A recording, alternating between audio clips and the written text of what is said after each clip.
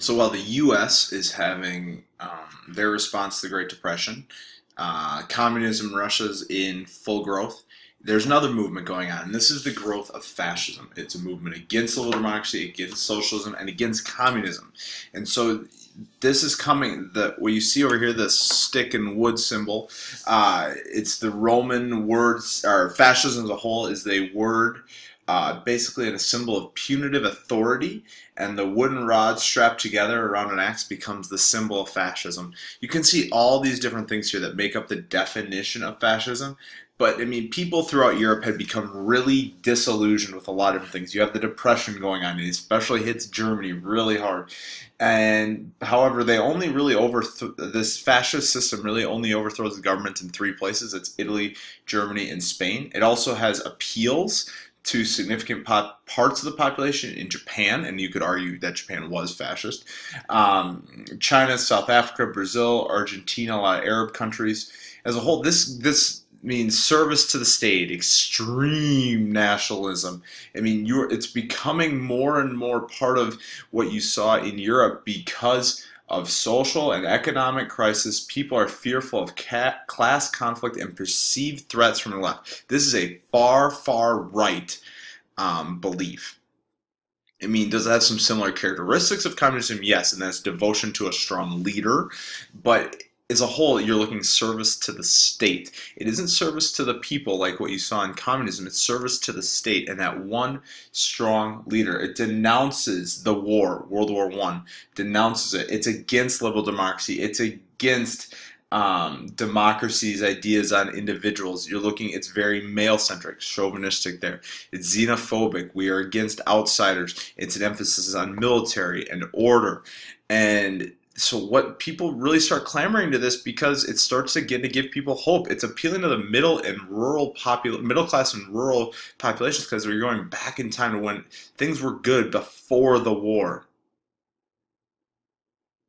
And so this idea is really going to catch hold first in Italy. In Italy, as a whole, people are disillusioned with the government after World War I. Think about they'd been on the Central Power side, then on the Allies side, and there's economic turmoil afterwards, and it is not good. There's fears of socialism. People just aren't happy. They didn't get anything out of the traitor side. Wait, we switched sides and we still don't get anything? That's not good. The person who's going to lead this fascist movement is Benito Mussolini. You see him over there on the left. He founded a newspaper in 1914 which encouraged Italy to join the war and argues that soldiers would come home and start to transform this civilization. And after the war, nationalism and replaces for socialism calls for a new, strong political leader is what his newspaper calls for. And those people are going to start to come together and form a group called the Black Shirts. They're going to be the Black Shirts. And in their first election, really, in 1921, they gained 35 seats. And that's going to lead to they're going to get more seats and more seats. And eventually their armed forces, the Black Shirts, are going to go around and start getting basically a civil war riled up. And King Emmanuel III, who is the leader of Italy at this point, he's in 1922, the fascists are marching on Rome. And through a series of laws, and basically King Emmanuel sits down and he says, all right, you should become the prime minister. And you should become what is known as El Duce, the leader. And right away, what's he do? He puts those fascist principles into place. King Emmanuel, yeah, you're no longer needed. Cuts freedom of the press, no other political parties, no freedom of speech, no other associations. A special tribunal for basically the military is going to become incredibly important. If you're not fascist, you're going to be imprisoned and exiled. Yay! Italy is now fascist, and it is 100%. If you're not on board, get out. He aligns with businesses. This is going to be an important part of fascism here. That fascism is going to align with business, not the labor unions. Think about that's a fundamental difference than what you'd see in communism. Communism would go for the people. Fascism goes more for the business side of things. Okay, they're killing labor unions. No strikes. They're illegal. State is a corporation that runs propaganda that the state is the most important thing. Now, Italy wasn't really on the anti-Semitic side, but it's a sudden change. Now, we're going to go to Germany next, and they formed this, you can see here, this pact. It's the Rome-Berlin Axis in 1936. It's a 10-year pact between the two countries. That's what you'll see here. I'll move my picture for you in a second. And this pact is a political, military, and ideological alliance. Well, Hitler, with his anti-Semitic views, Italy is going to become anti-Semitic as well in 1938. Mussolini will say that Jews are unpatriotic. They don't give them government jobs, no intermarriage, and Jews are going to have a problem as well. So that's fascism in Italy. Fascism in Italy, Mussolini's taken over. So let's go to Germany. Fascism in Germany is called Nazism. Nazism is fascism. It is led by Hitler. Hitler was a World War I vet and a failed artist. He had actually won their equivalent of the Purple Heart in World War I because he was a soldier who was wounded. He is an amazing speaker. There's no question about that. In 1933, 1921, he became the leader of the National Socialist German Working Party. That would be the precursor to the Nazi Party. If you look there, you can get there through basically the abbreviations of things. And in 1923, he tried to get the Nazis to take over the Weimar Republic using arms and basically goes to jail. And while he's in jail, he writes a book in 1923 called Mein Kampf, or My Struggle. And it basically shows all about his disillusion of everything that was going on.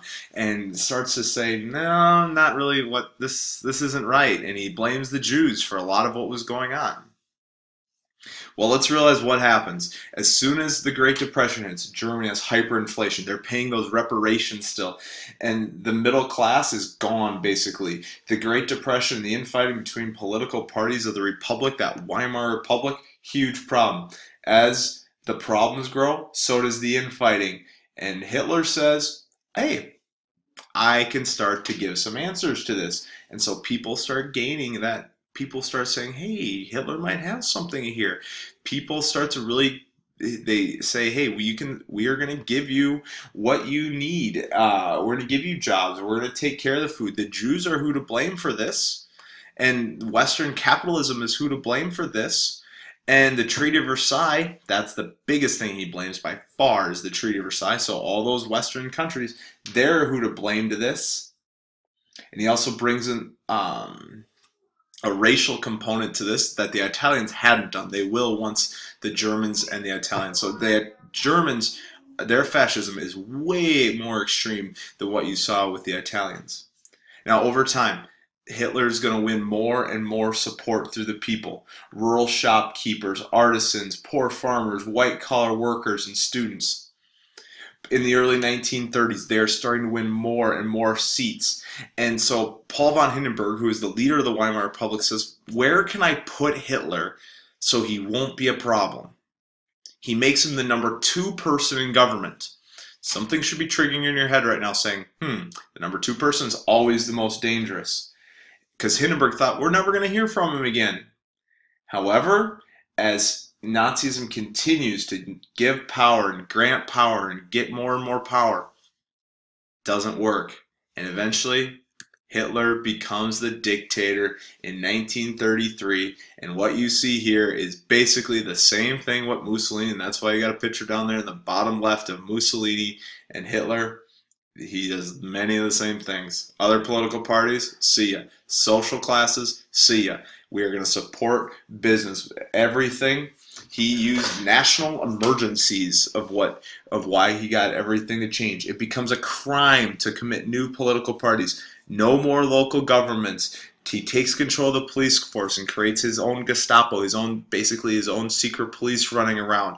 Communists, socialists, they're gone. Constitution, civil rights, gone. Local, you're gone. Trade unions, gone. Strikes, lockouts.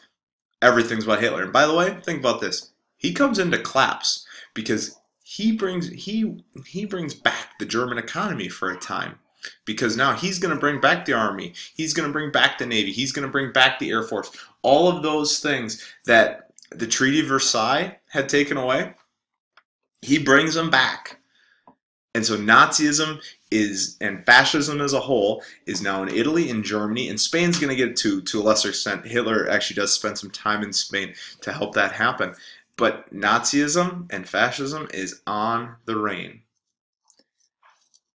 He sees that German is a race, and that everyone else to that is inferior. This belief in the Aryan race. He's trying to get people to have more and more and more kids from the Aryan race. And so he'll give tax credits, special children's allowances, and marriage loans. If a wife was sterile, in other words, couldn't have kids, the man could just get divorced, free, no matter what. No abortions, no birth control, no information on family planning. Aryan race, have kids. Aryan race, have kids. On August 12th, and in Hitler's birthday, you get the bronze awards for 4 kids. I'm sorry. You could just get people, basically, you're going to get people to have more and more and more kids. And 3 million women won the award, the cult of motherhood. If you had 8 kids, that was seen as you won awards. And birth rates, though, still remain low, but they are increasing because Hitler's just getting people to have kids. Now, you also had to have the perfect kid and not to eugenics. So what you're looking at here is there will be some forced sterilizations and some euthanasia, that you had to be the perfect kid. Hereditary was deemed, forced sterilizations on hereditary stuff such as mental illnesses, physical illnesses. Basically, if you weren't perfect, Hitler didn't want you in there. And he's trying to build this perfect race. And a part of that, Hitler had blamed the Jews before. Well, he's going to put the Nuremberg laws in 1935. Jews could no longer be citizens, no marriage, no even sexual intercourse. And he worked to eliminate Jews out of the political life. Civil servants, gone. He doesn't want Jews being there. Lawyers, doctors who are Jews can't practice anymore. This is going to cause a huge amount of Jews leaving the country. He takes over Jewish businesses. He wants to get the Jews to leave. And in 1938, he does the Night of Kristallnacht, when he does the Night of Broken Glass, when he will go around and destroy Jewish businesses as a whole. So what you see here, here's just some more,